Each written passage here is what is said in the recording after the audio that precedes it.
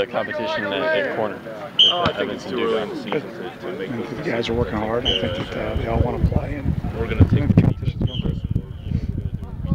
Damien said yesterday that one of the things you're stressing is the need to show the Big Ten just what Northwestern is all about this year. Yeah, I just think we're focused inward on improving, you know, you know, we didn't have the season we wanted a year ago, and we took a beating publicly, and we got what we deserved, and if we want to change that perception, then we need to change it the other way around. I don't think any of the guys came here to have the kind of season we had a year ago. So that was kind of the off-season talk. Perception? You mean like the secondary? Is that what you kind of mean? Oh, I think a lot of garbage, to be quite honest with you. And we don't listen to it, you know, once we get in season. But the whole off-season, you know, it just seems like the only people that believe in what we're doing is in our football family. And that's fine, and that's pretty typical around the country. But I don't know. I mean, been to a bunch of bowl games in a row and doing some really special things, and you know, it'd be nice if we can continue to keep that going. How has that motivated this team thus far this season? You know, I think it motivated us in the off season. I think as we've moved forward, our focus has been on the way that we've been performing or not, or lack thereof. So I think that was all stuff from the preseason. Quite frankly, stuff we talked about in camp. You know. You said, I mean, before the top 25 rankings, I mean, you don't really care about that kind of stuff. But with respect, does that sort of go hand in hand with him getting national respect? I mean, I think so. But at the end of the day, it's totally out of your control. I mean, you know, you got teams that aren't playing very well that because they're ranked pre-season are still ranked. You know, it's the same kind of things that happened back when I was playing. You know, I'm not so sure that those things should be done until October anyways. I mean, until you play 3 or 4 conference games, all right, we've had a good preseason, but we don't know. We're going to learn a lot about ourselves over the next month. And typically we've been pretty crappy in the month of October. So we got a lot of work to do, and I thought the guys came with a good attitude today. It's first day of game plan, you know, I mean, first time getting ready for a Big Ten opponent. So it's going to be a great challenge. You know, Coach Wilson's doing a terrific job, physical team. Taking on his attitude, throwing the ball over the yard, playing with great tempo. Defensively very sound, very well coached, very fundamentally improved. So it's going to be a fun challenge. Fitz, other than the talent level, which is obviously going up, why do conference games? Can you explain why conference games become tougher, more uglier, harder? Yeah, well, I think everybody knows each other.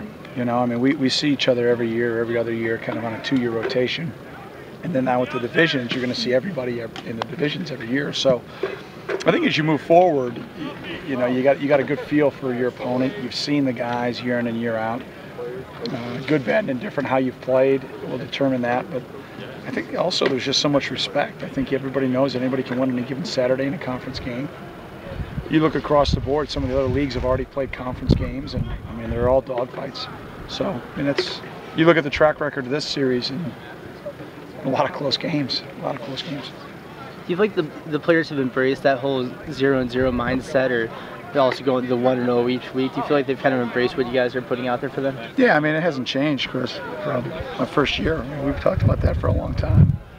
But, yeah, I think this group is. I think they've got good focus, and I think they're working hard.